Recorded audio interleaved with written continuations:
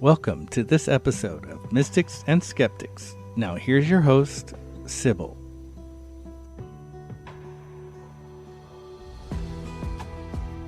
Hello, fellow humans. Hope you and yours are well wherever you are. Today we have David Daniel Gonzalez. David Daniel Gonzalez is a radio and podcast host of Mystic Skeptic. He's a producer and researcher who explores diverse topics such as alternative history, ancient mysteries, and the Bible. He has interviewed many scholars and personalities. His audio documentaries, programs, and books are meant to educate and build bridges of understanding and collaboration between different communities. You can find his podcasts and other programs online and on YouTube. David, welcome to Mystics and Skeptics. Thank you. It's a pleasure being here. So, David, a topic that's fascinated me, right, and is demons or demonology. I feel like demons or spiritual evil spirits, have permeated since ancient times, right? In ancient Egypt, Babylonia, Mesopotamia, what have you, through the traditional religions and scriptures. And even today, people sometimes attribute mental illness on demonic beings. So I want to get your perspective, because I know you've authored a book called Demonology in Ancient Israel. What you've learned, and what do you think, how are demons, how do they enter into Judaism, for example, and what is the background of the whole concept of demonology? Well, in my understanding of it, it has to do with trying to make sense of the spiritual realm. When you look at ancient civilizations, there was always fears of the unknown, including the storm, the wind, the fire, and things like that. And in elementary mythology, everything gets personified. It's almost like, Pandora's urn. It was more of an urn than a box. When she opens it, all these diseases and bad things happen. And in some of the images, they have it as monsters and demons and things that come out. So as time progresses, these religions or cults become more developed, and they start assigning them personalities and the ability to harm individuals. So this is common as well in early or Israelite religion.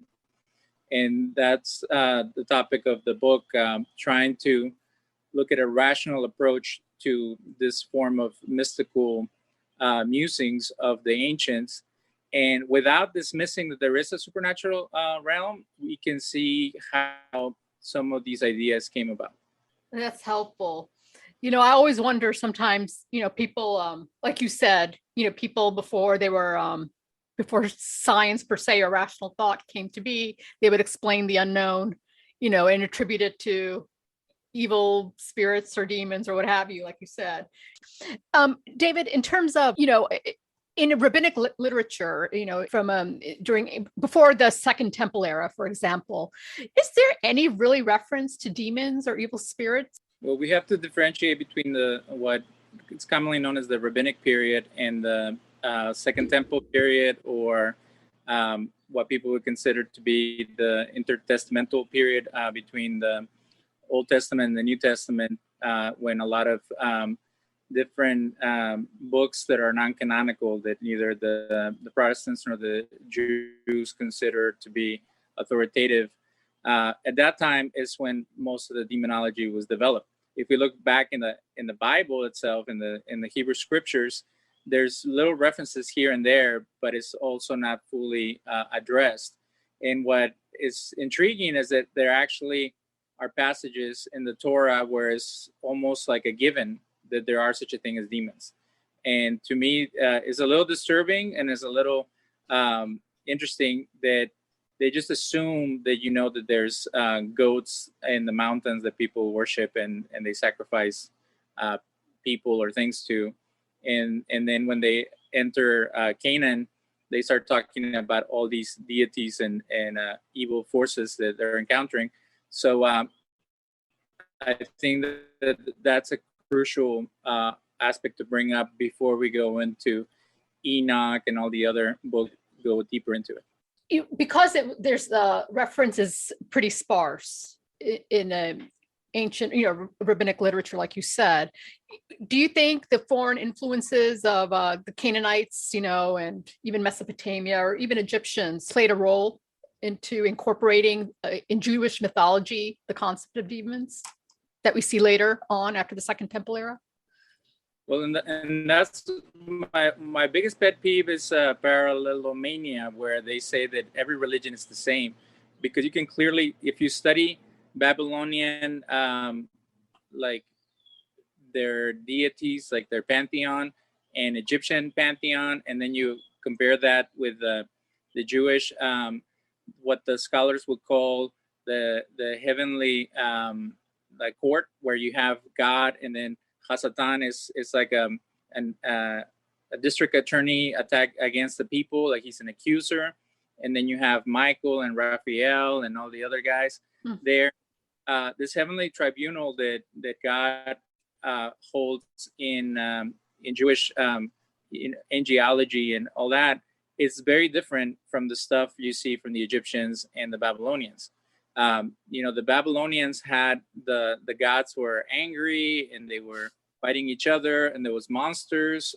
Some of those monsters appear in Job, and Isaiah talks about Rahab and the behemoth and all those guys.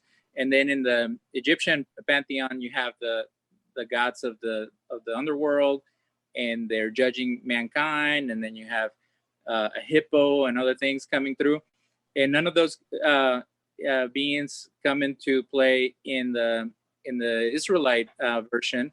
You have very elaborate human-like characteristics of them. The only weird thing is that, as you see in Babylonian and Egyptian mythology, you have these winged figures that's where we get the seraphs and the angels from. So to me, that's the main connection. But when it comes down to the forces of evil, they're completely different, and they have different abilities and aspects to them. So I think that's so. As the Israelites are meditating on reality and their experience of the world, they're expressing that in a more narrow and specific way. And like I said, the oldest book that describes the interaction between God and the angels is the Book of Job, and that's who they discuss the accuser, Hasatan, which in Jewish folklore would not be the same as the devil, but it has a lot of the characteristics of someone who's trying to trip humanity or put God to the test. When you say Satan, right, like it derives from Satan, like you said, but the whole divine council concept, just I don't want to diverge too much, but it's just really, it's something I want to delve deeper in a different episode. And, and even the Book of Enoch, for example, are they accepted authoritative scripture for Judaism? Well, the Book of Job and maybe the passage of Isaiah that people have described as the fall of the angels has like the thing with Judaism is that there's many perspectives. So if you start reading the Midrashim, the creative interpretations of the Hebrew scriptures, they go into details that they are kind of like you take them with a grain of salt. There's stories where the serpent had relations with Eve, and then demons came out of that, or Lilith, which is mentioned in Isaiah, which is the goddess of the night, or the demoness that steals children. It's not really something that everybody agrees on, or thinks that it's a physical thing or manifested in the human realm, but it's something that we know that can cause harm. So that's the thing, is that in Judaism there's more leeway to consider things either metaphorical or spiritual, but not like tangible. And right. In Christian circles, when they talk about the devil, the picture from the medieval paintings becomes almost like a dogmatic. Like you have a guy living in an underworld, surrounded by his minions, who's on a throne trying to destroy the works of God. That is not something that Jews would resonate with, because is not that specific, not a huge battle between good and evil as they would portray. I don't want to jump too much ahead, but I believe in the Old Testament, there's references, for example, King Saul, was possessed by evil spirits, or God had dispatched beings to trick Ahab to go into a battle, for example, that led, I think, to his death. But those references, for example, to me, it seems like even if there are spiritual beings, demons, angels, what have you, they are all subservient, and they do not act unless God wills it. Is that the Judaic point of view? Well, and this is where like my personal interpretation will come into play as well, because there's contradictory things. If we really think that God is the source of good and evil, like it says in one of the prophets, then you would have, like you said, they act under God's ruling or almost leash. Like if he allows destructive things to happen, like in the book of Job, it's only limited because God has ultimate control. It's not like the movies where the devil comes in and destroys a whole household and possesses everyone and everybody's vomiting and like crazy, and God is nowhere to be found. And God is almost like the weak source of healing. Like the priest gets all beat up and barely someone makes it out. That's not how it's portrayed in the Bible.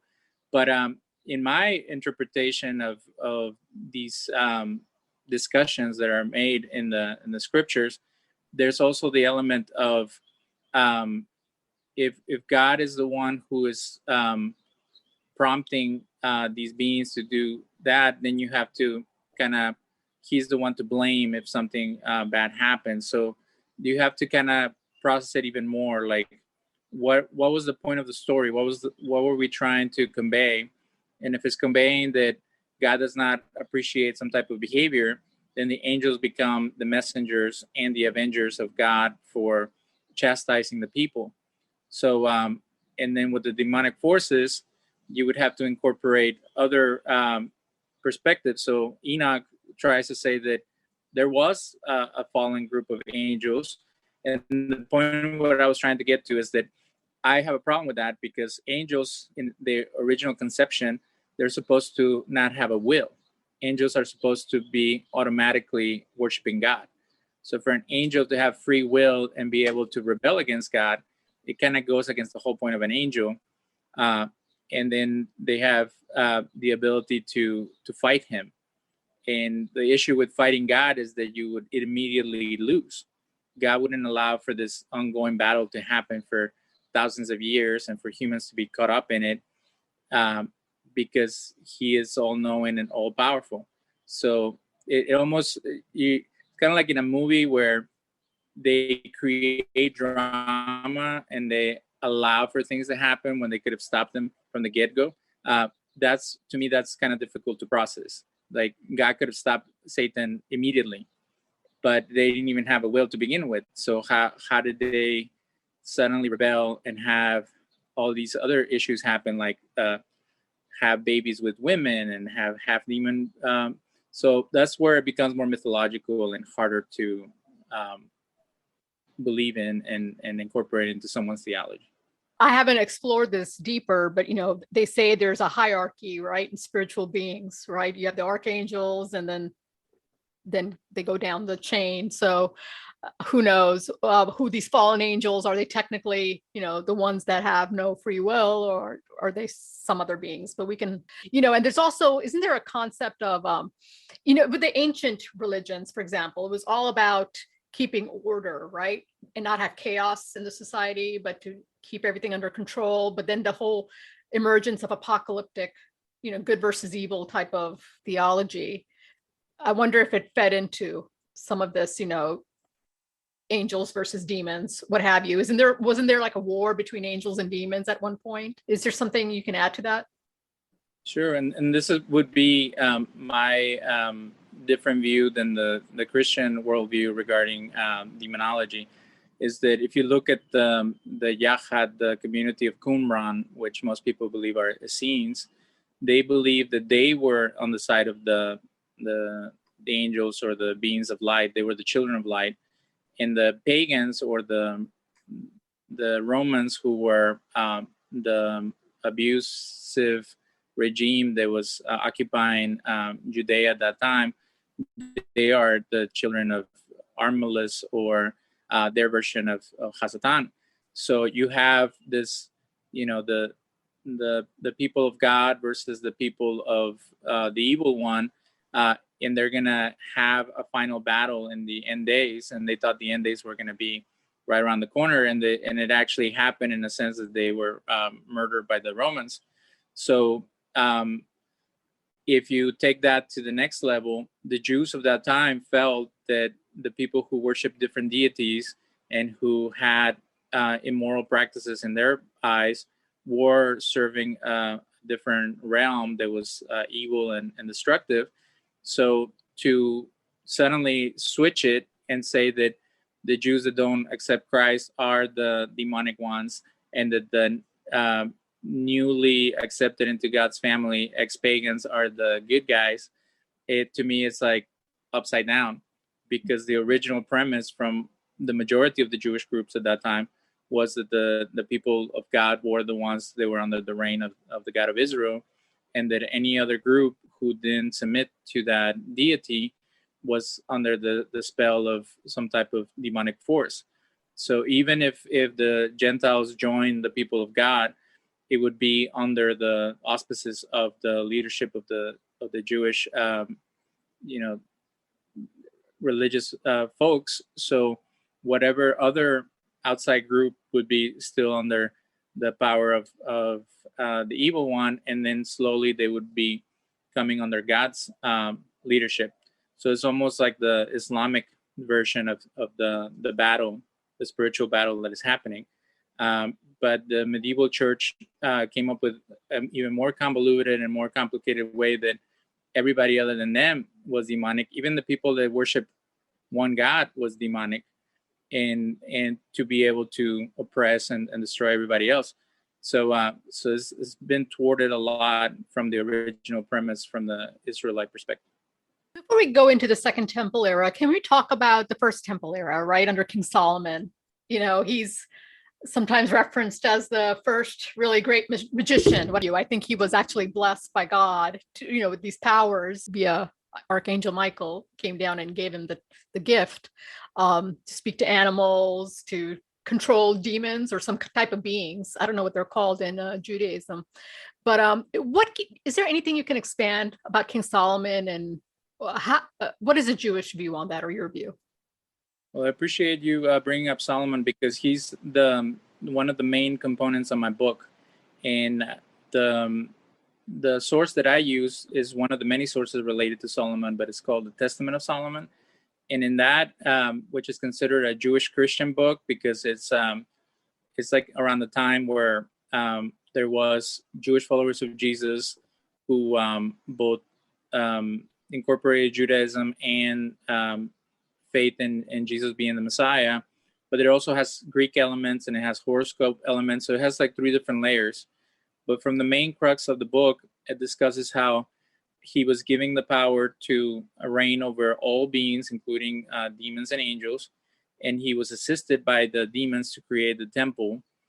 In other Jewish sources, it says it was angels who helped him build the first temple, and that there was no human tool used for the carving of the rocks, even though it says in scripture that it was the Lebanese cohort who collaborated with him to build the temple. And then him having all kinds of ruses and conflicts with those demons. And there's some really weird ones, one that doesn't have a head and one that I think has the body of a horse.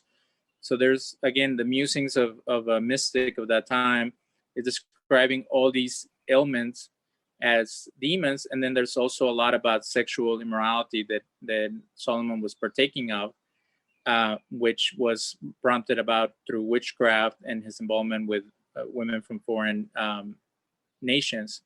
So what makes the book Jewish Christian is that it's compared to Jesus, and that Solomon failed and that Jesus didn't.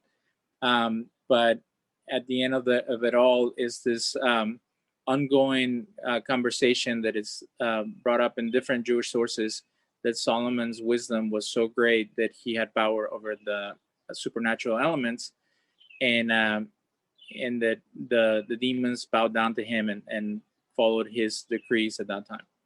But was he sanctioned by God to have these powers? You mentioned witchcraft and what have you, and that is forbidden, right? Divination and all this stuff, sorcery. What do you think? So the angel Michael holds the power over the demons, and then he's the one that gives Solomon a special ring, and with that ring he is able to imprison the demons and harness their power. So it's like a dramatic element, like, you know, he's not supposed to, but he gives him the ring, and then with the ring he does something godly, but with demons. So it's like a play. It's a literary tactic to tell a story and to teach a lesson that to stay away from immorality and from paganism. So let's move on to the Second Temple era, right? I think that's where you have Jewish conflicts, not only internal conflicts, correct me if I'm wrong, within the Jewish communities, but also then you have the Romans, who had the greatest, strongest empire at the time. Can you describe the atmosphere, and then how did demons and these spiritual beings come into play?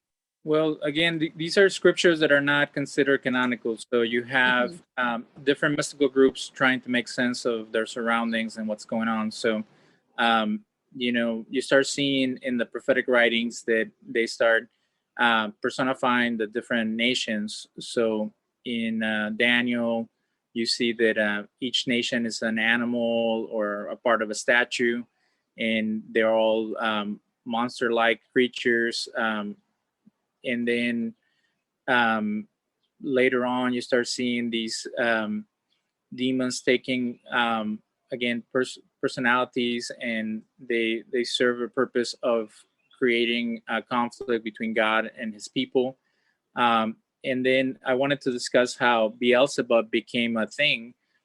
In that same book, the Testament of Solomon talks about Beelzebub being the exarch of the demons. And when Jesus was casting out demons in his 3-year ministry, he gets accused of being, working with Beelzebub or being one of his agents. Mm-hmm. And he says that you would have to be, how can Beelzebub cast out other demons, because they're his friends? So, but if you break down the name Beelzebub, the original is Baal Sebub, and Baal was the god of the Canaanites, and Sebub was flies or excrement, or the area where he lived. So the book, The Lord of the Flies, is the title or the name of Beelzebub, which means the Canaanite god that was worshipped through deification. So there's a translation of that passage where they actually go to the root, and they say calling someone Beelzebub is like telling them that they dwell in feces. And at that time, the Jews wanted nothing to do with latrines and places like that, and they felt that the Canaanites were the ones who were more into the bodily functions. So it was accusing him of being a pagan, of being someone who's in league with the things of darkness. And later in Jewish rabbinical thought, demons dwell in the latrines or in the areas where people release themselves. So it's very interesting if you know the background where all these ideas come from.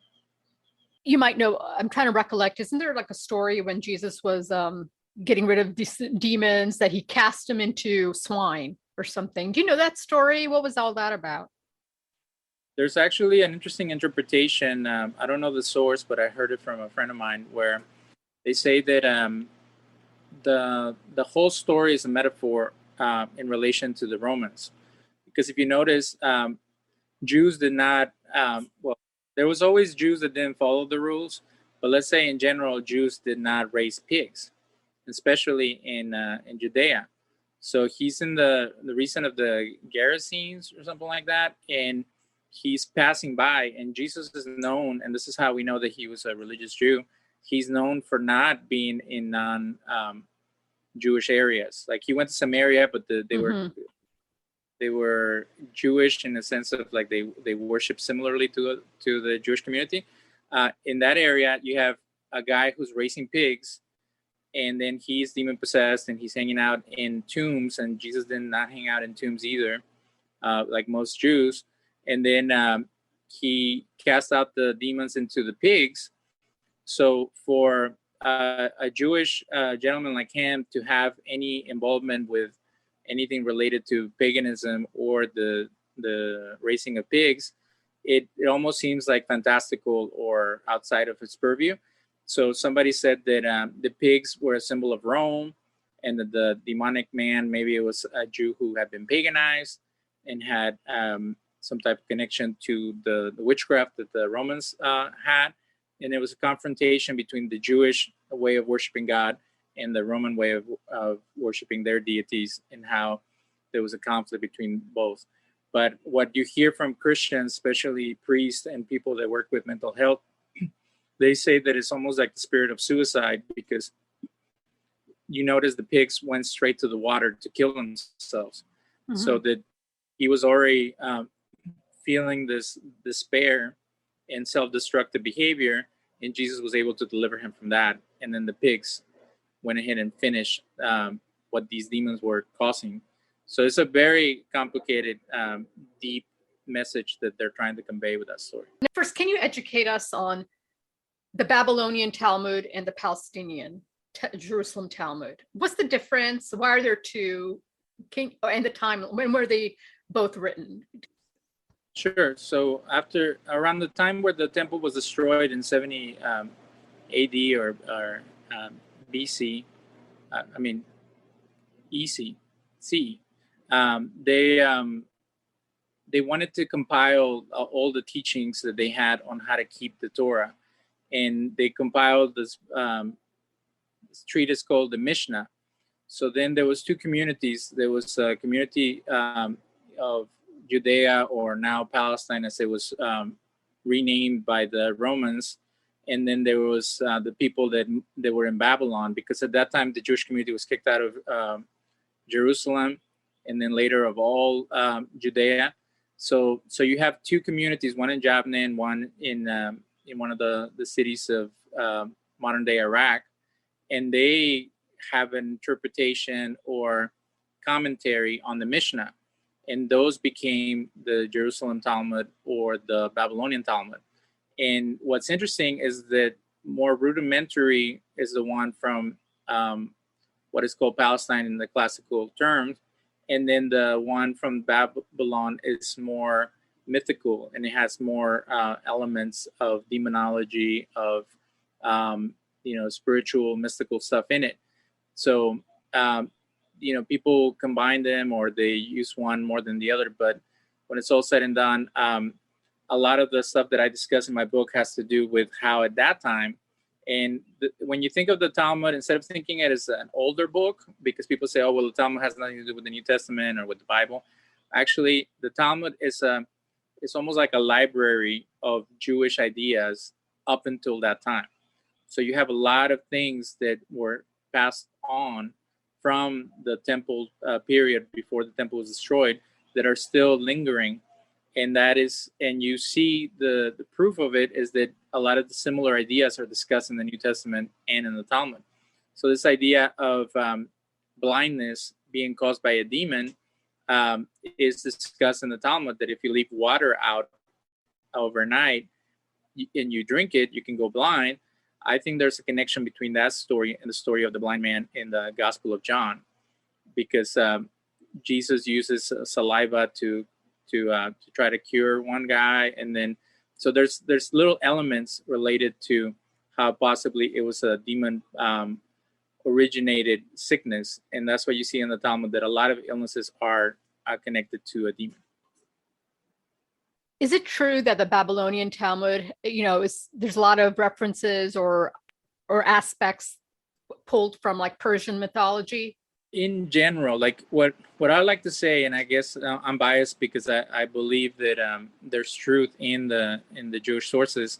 I think that there's common language that is used and common ideas, but again, it's like, how authoritative do you want it to be? So in the Persian mythology, you have like the little demons are like dogs that like chase people around. Like when you, maybe in the Babylonian, when you watch Ghostbusters or The Exorcist, those demons that are discussed, they come from those type of mythologies. And in the Jewish view, you have more like illnesses and like things that are more tangible that are addressed, like catalepsy, blindness, epilepsy.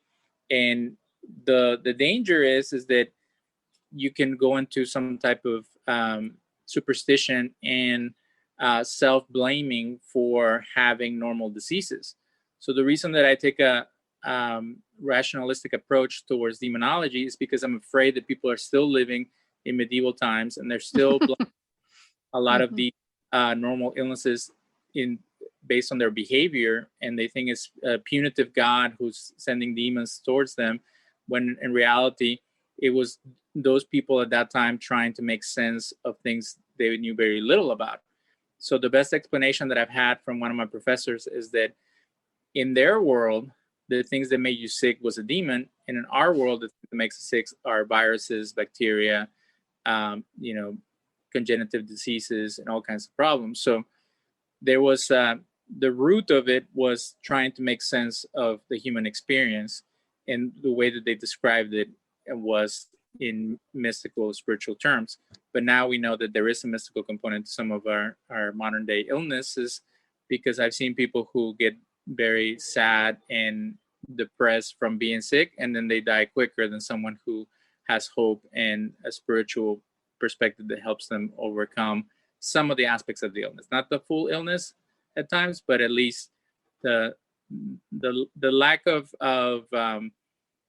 hope or ability to not let the illness take hold of their whole person, to me would be a spiritual component in relation to all these diseases. Makes sense. Hear of some demons. You mentioned Lilith earlier, so thank you for touching on her.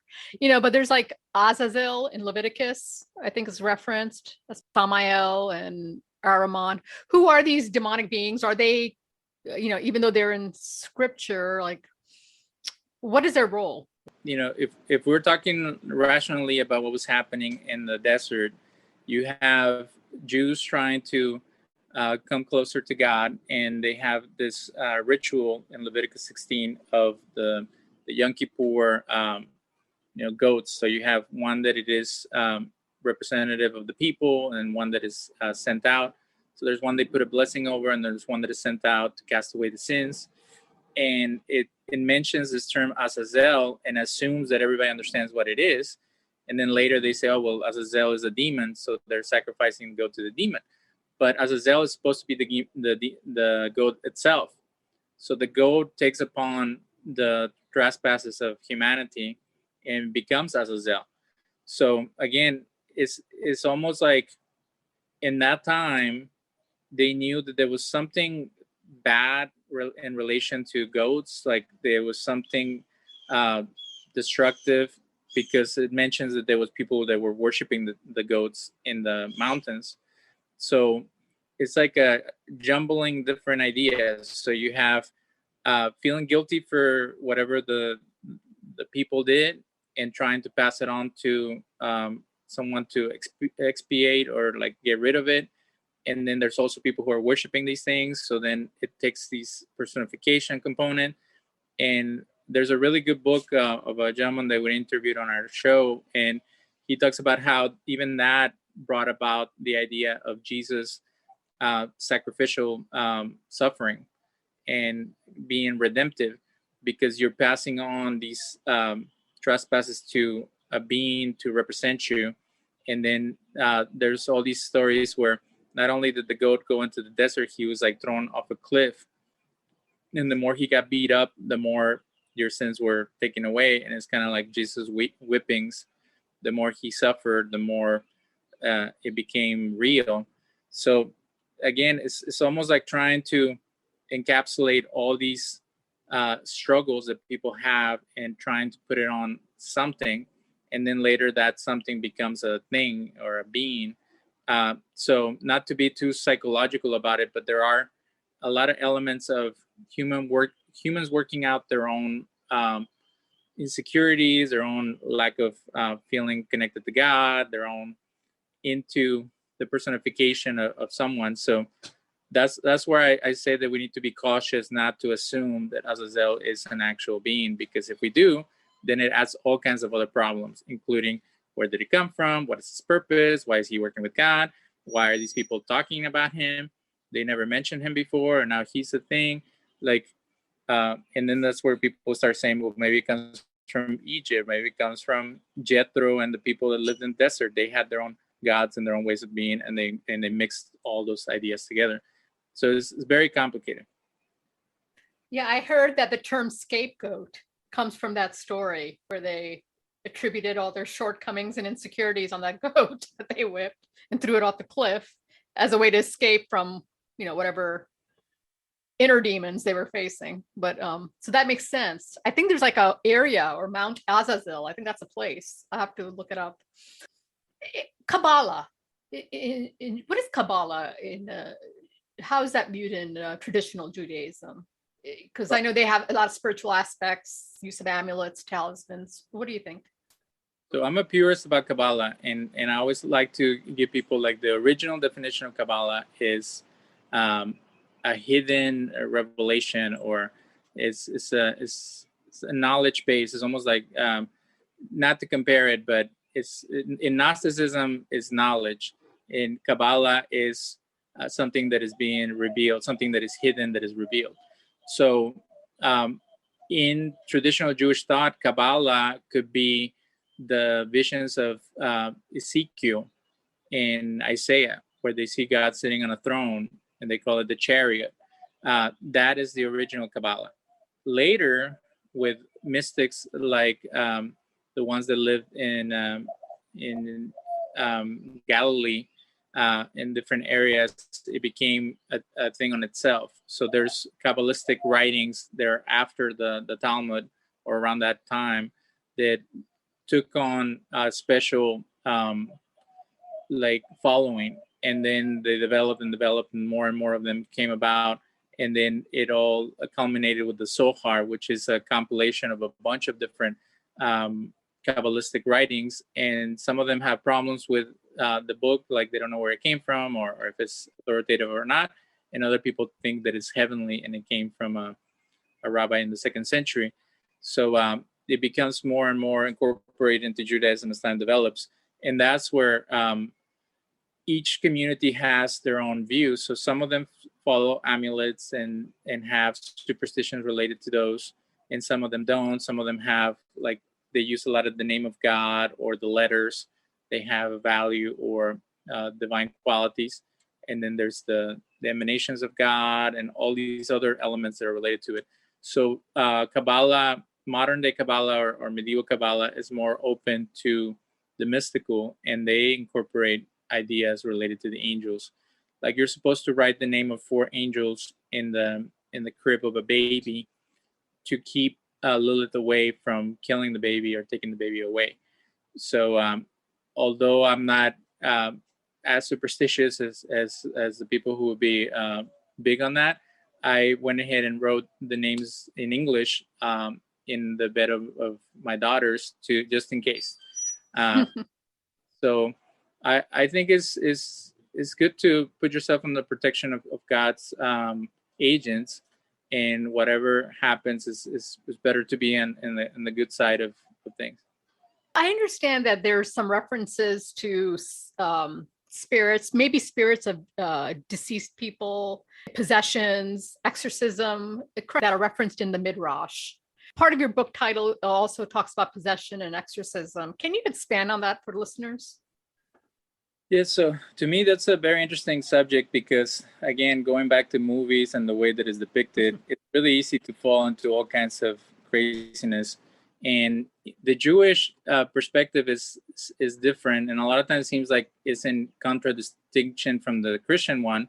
But we know that there's a story in Josephus that discusses someone being able to exorcise a demon out of it's like a servant of Caesar by using the ring of Solomon. So the same ring that Michael gave Solomon to be able to not only encage the demons, but make them work for you.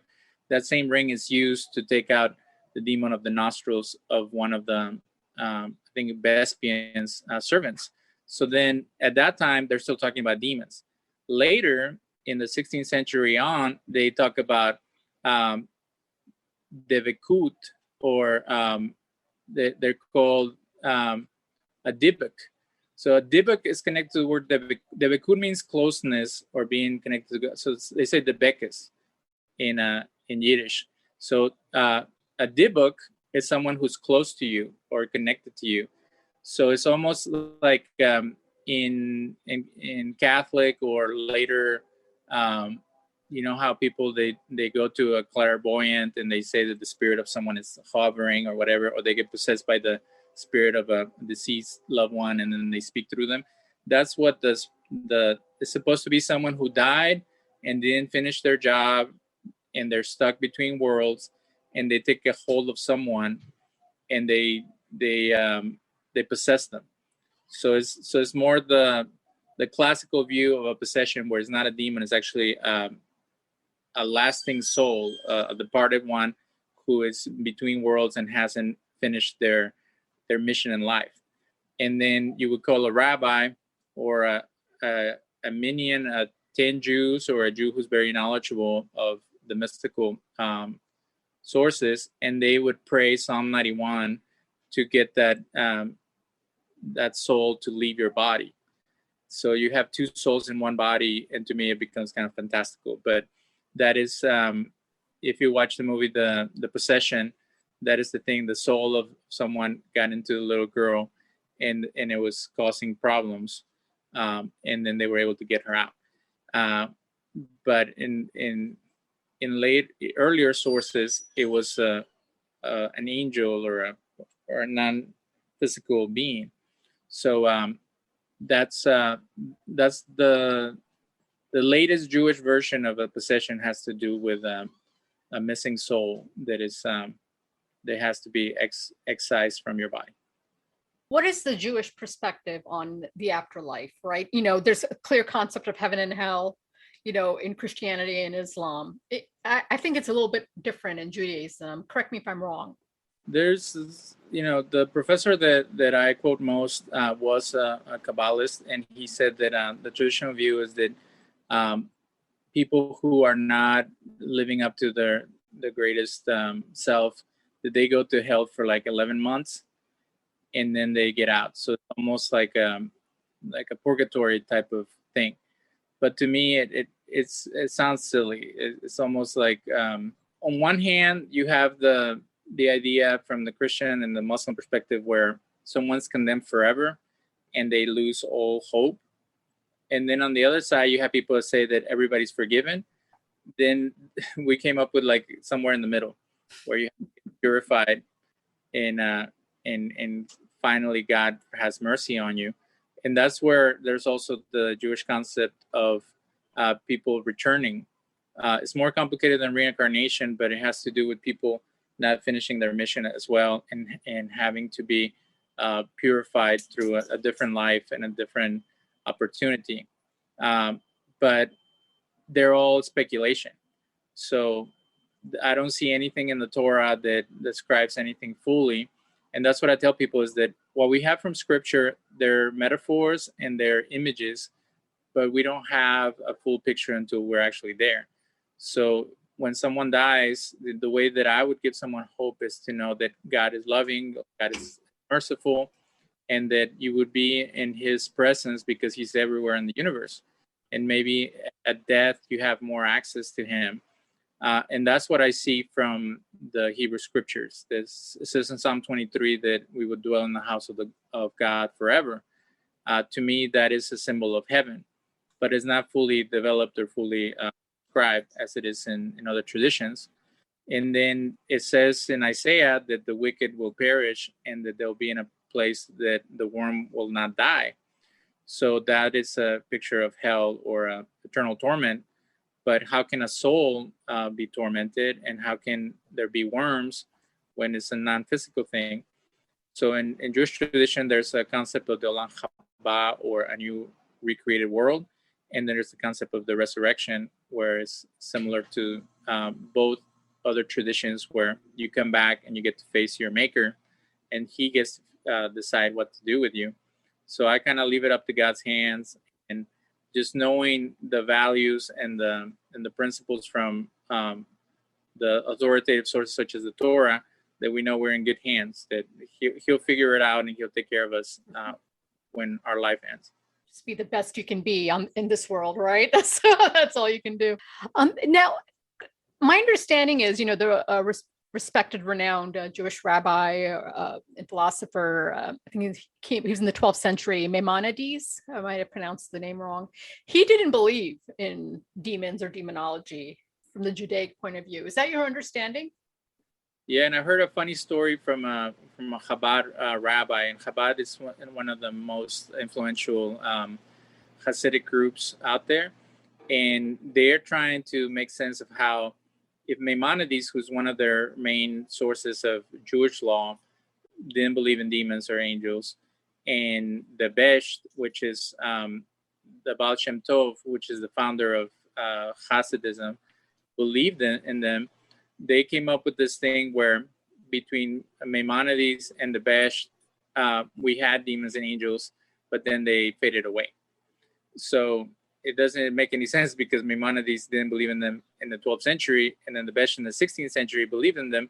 So how did they end at the 16th century? But that's their way of saying, well, they were there, but they weren't really there, or they're like, it's kind of like them not talking about demons the way that they're described in the Talmud or in the New Testament, because it is not helpful, and it's also not helpful for people to be scared of demons and to feel that everything's related to them. So it's better to just dismiss it like, oh, it's a thing from the past. So they've become more psychological about it, like a lot of Christian groups, where they say, well, a demon is you being selfish or being arrogant. That's a demonic component, but they've taken away the personification of it. So now it's more of a feeling or a negative attribute. And to me, that's playing games, because if you're going to discuss any type of health and well-being, if you're going to be consistent to the sources, you should be discussing angels and demons, because they are related to them. And in Jewish mystical people, they say that every positive word that comes out of your mouth creates an angel, and every negative word that comes out of your mouth creates a demon. So Hilul Hashem is when you desecrate the name of God, and then the opposite would be when you it's something Kadush Hashem or something like that, where you're sanctifying the name of God. You are creating an angel. So there's little things like that that they still believe in. Jews today in general, do they believe that there are spiritual demonic beings? Do they believe that if they don't intervene, at least they exist? Well, for a long, long time, nobody wanted to believe in that, because almost like the Enlightenment and Maimonides took over Jewish thought. So part of being an intellectual religion was that we weren't into all that weird mystical stuff. Magical things, and then slowly it came back. I don't know if it was an influence from the 60s or what, but people have become a little more open to Kabbalah and to the mystical component. So it depends on the person and what they've come across. So there was a guy that grew up Hasidic, and now he was mostly secular, and he told me about this book called The 13 Petals, and I tried to read it and I didn't understand what it was about, but it was there's a mystical component of the 13 attributes of God, or the Sephirot, and in the book it was trying to describe it in a very philosophical and almost like poetic way, and it was really hard for me to comprehend, even though I've read really thick religious books. So I think that there are people who are more rational than mystical, or people like, that's why it's interesting. We haven't discussed the name of your show and my show. that we want to be both mystic and skeptical, in the sense of you draw a line. You don't just people think that if someone's mystical, you believe all kinds of silly fairy tales. To me, the balance comes with things that are they make sense. Like there are stories that are so far-fetched that make these religious perspectives fantastical, and I think that that, in my perspective, is not allowed, because the moment it becomes fantastical, then it becomes unreal. And there's a difference between something being supernatural and something being mythological or almost nonsensical. So you have to kind of walk on the tightrope to stay somewhere in the middle. Is there anything else that I haven't asked that you'd like to add about demonology, demons, and that we can glean from your book? Well, I just want to emphasize that the aspect of the rational thinking, because again, it's easy for someone to dismiss God and the belief in any type of spiritual realm because it's non-provable. Like there's really nothing they can show that stuff exists. But when you start studying religious anthropology, you see, like we've said throughout the show, that you're trying to describe very complicated, very difficult experiences. So if there was people who had a prophetic revelation, how would they convey that in human terms? And some of us have had glimpses of the spiritual world, in the sense of feeling love, feeling compassion, but in a very true sense. Like everybody feels the good things that come from being alive, and the positive things from the natural world. But when you feel something that it is out of this world, and you experience it in a way that it creates a positive influence or even a negative one, that there has to be more, that it's not just what you can measure and what you can describe through a scientific method. So these guys have so much wisdom in a time where there was barely any food to eat and barely any communication and stuff like that. To me, they're timeless messages in these scriptures that they're very important. And you might find some message in mythology, like Freud did, trying to incorporate mythology into his analysis, or in different philosophical stuff. But what makes religion so powerful is that it has a very human element to it. So when you take away the human elements, when everybody becomes a superhero, and every religious leader is brought to this place of complete holiness, then it loses its power to me, because now you can relate to it. So I hope that the same thing with demons and angels and the other aspects of it, that when they become destructive, when you're looking for a demon under every rock, or you hear something in the attic and it scares you, you think that the house haunted or something like that, that you're able to pull back and say, is that even possible? And is that even possible in connection with your religious tradition? So what I would encourage Jews, Christians, and Muslims is to look deeply into their religious tradition and see if hauntings, ghost apparitions, or even apparitions of religious folks, or messages from God and things like that, are consistent with their belief system. And some belief systems can be cherry picked, and you can pick all the stuff that is negative and make it into a destructive form of your faith.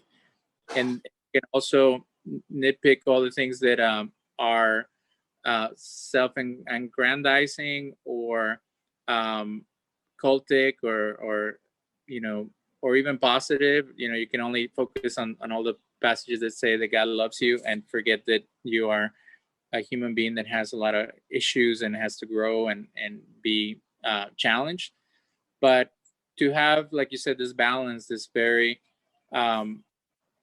like sober look at their faith is very helpful and very healthy.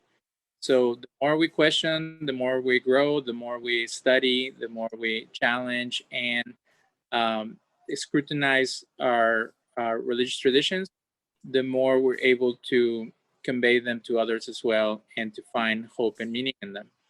But if we focus on all the stuff that is kind of strange and very difficult to explain, we can also go into a place of lack of understanding and lack of being able to enjoy life, because we think that the angels and the demons and all the other creatures and beings are the ones calling the shots, and we lose our ability to make good choices. So I want people to consider that and to take into incorporate into their lives the things that are the major elements of their religion versus the little things that you can debate about and fight over. And there's people who have lost all their interest in whatever they grew up in because of one passage that was weird. The one passage that I have the hardest with is the one about angels having babies with humans, but that's just one interpretation and one way to look at it. You can look at it 20 other different ways without it throwing off all the other things that are important and special. So that's what I would like to share with the world this time. Thank you for that. So if listeners want to get a hold of your book. My book is available on Amazon as ebook, and it's also on Audible as a narrated book by me. And I think that it's good to have a resource on that subject, and it's available for everyone. So I appreciate you having me on your show. And if you guys have any questions or like to stay in touch, you can always reach me at mysticandskeptic@gmail.com. Great. Thank you. Everyone, that was David Daniel Gonzalez.